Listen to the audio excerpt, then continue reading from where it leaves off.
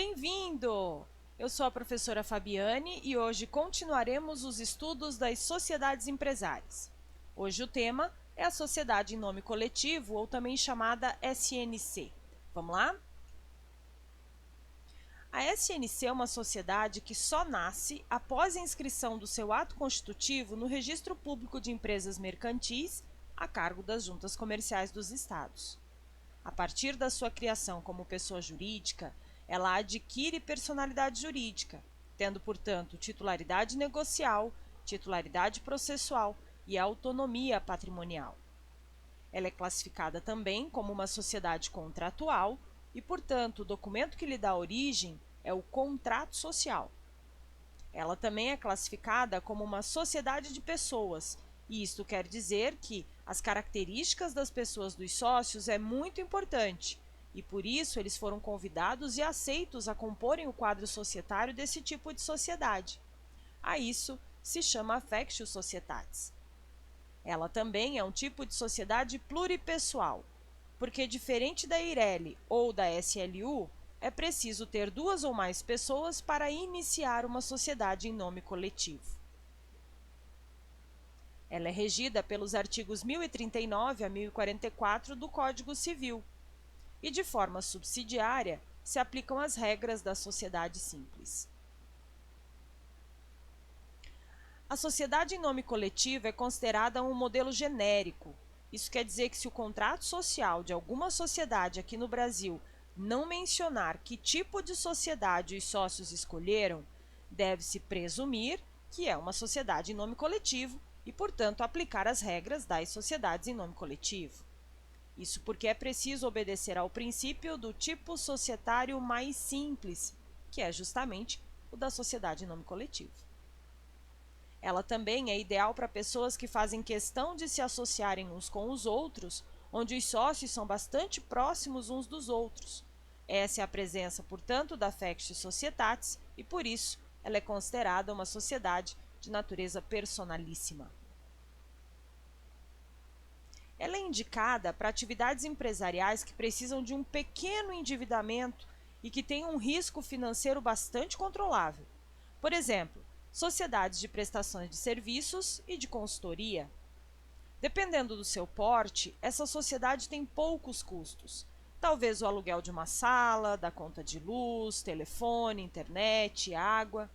Às vezes nem isso, né? Porque hoje em dia existem espaços compartilhados, onde a pessoa aluga uma sala para atender o cliente, fazer reuniões e paga só pelo que usar. Assim, ela tem o seu custo bastante reduzido. Essa é a atividade empresarial ideal para a gente utilizar uma sociedade em nome coletivo. Para atividades que precisam se endividar constantemente, o indicado é criar uma sociedade limitada. Por exemplo, atividades que precisem comprar muita mercadoria em estoque de uma só vez, ou que tenham muitos funcionários. Isso por causa da responsabilidade limitada dos sócios, para a própria proteção dos sócios. As características mais marcantes da sociedade em nome coletivo são, vamos lá, pela affectio societatis ser muito forte na SNC e por ser essencialmente personalíssima, apenas se admite sócio, pessoa física. Não é possível ter um sócio, pessoa jurídica. Todos os sócios têm responsabilidade pessoal, ilimitada, solidária pelas dívidas da sociedade, não interessando quantas cotas de participação societária cada sócio tenha, se é um percentual ou maior ou menor de cotas, se ele é um sócio administrador ou não. Se a sociedade em nome coletivo não honrar as suas obrigações, os seus credores poderão exigir o cumprimento da dívida contra o patrimônio pessoal dos sócios, sem nenhum tipo de limitação e sem ter que respeitar nenhuma ordem de preferência entre os sócios. Apesar disso, a responsabilidade dos sócios é subsidiária, ou seja, eles apenas serão responsabilizados após o esgotamento do patrimônio da SNC. Ainda, o artigo 1039 do Código Civil permite que ocorra o acordo de redistribuição de responsabilidade. Mas o que é isso? É uma cláusula no contrato social ou um acordo posterior ao registro, onde os sócios estabelecem o limite da responsabilidade de cada um por dívidas. Eles podem repartir em proporções diferentes a responsabilidade de cada um.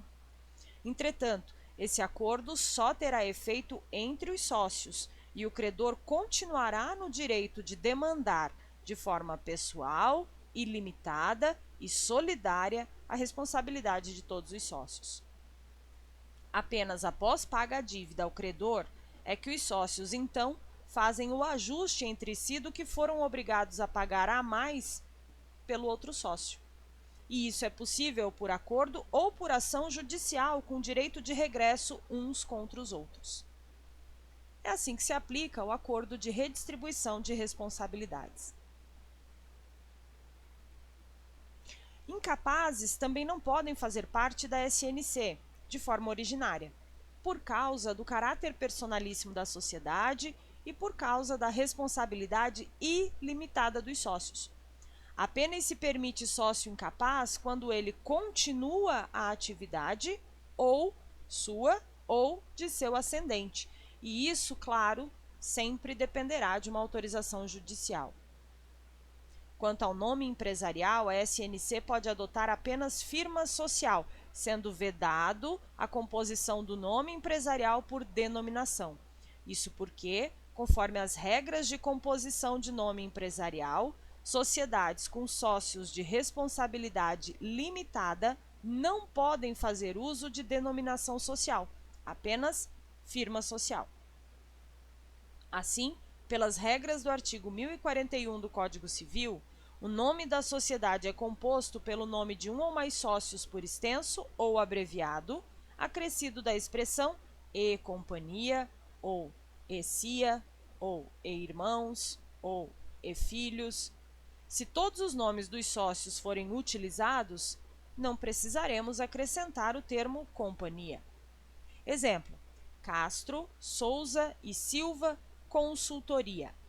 Como todos os nomes dos sócios compuseram o nome empresarial, não precisaremos do termo e companhia ou e-cia.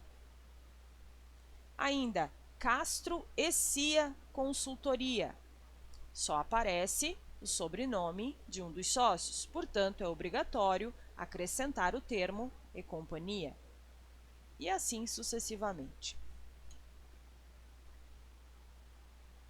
Sobre a administração da sociedade em nome coletivo, somente sócio pessoa física pode a administrar. Por ser uma sociedade personalíssima, é impossível que uma pessoa estranha seja o seu administrador. Então, não é possível contratar um administrador profissional não sócio. Entretanto, o sócio administrador pode outorgar mandato ou procuração a terceiro para o substituir em situações específicas com poderes expressos e limitados, sem, contudo, este terceiro assumir a condição de gerente. Quanto à forma de extinção da sociedade em nome coletivo, ela se rege pelo artigo 1044 do Código Civil, que determina que a extinção se dará por uma das causas previstas para as sociedades simples. Sobre isso, iremos tratar em vídeos futuros, quando conversarmos especificamente sobre a sociedade simples. Por hoje é isso. Nos encontraremos nos próximos vídeos. Um abraço e até lá!